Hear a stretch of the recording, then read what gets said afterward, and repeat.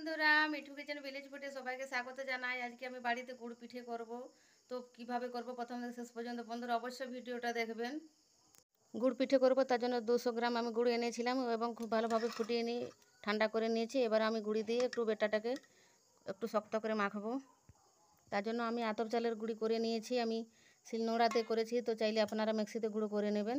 এবারে আমি অল্প অল্প গুঁড়ি দিয়ে বেটাটাকে শক্ত করে নেব এরকমভাবে। দেখুন বন্ধুরা, গুঁড়ি দিয়ে আমি কিভাবে বেটাটাকে শক্ত করেছি। তো এবারে আমি অল্প অল্প জল দিয়ে একটু বেটাটাকে নরম করে নেব।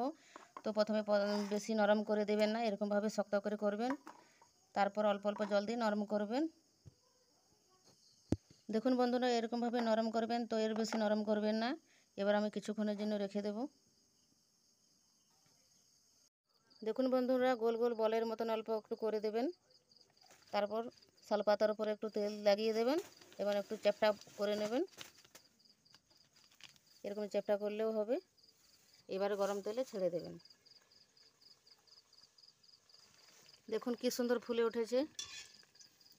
এবারে ওপর পিঠ একটু উল্টে দেবেন।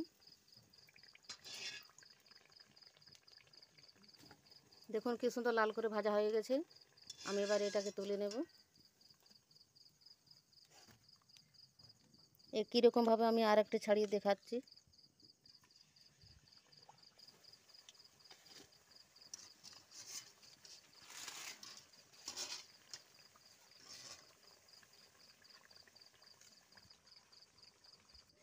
তো বন্ধুরা দেখুন কতগুলো পিঠে হয়েছে।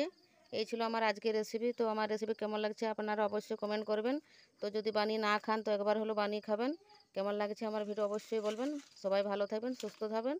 দেখা হচ্ছে পরের ভিডিওতে। বাই।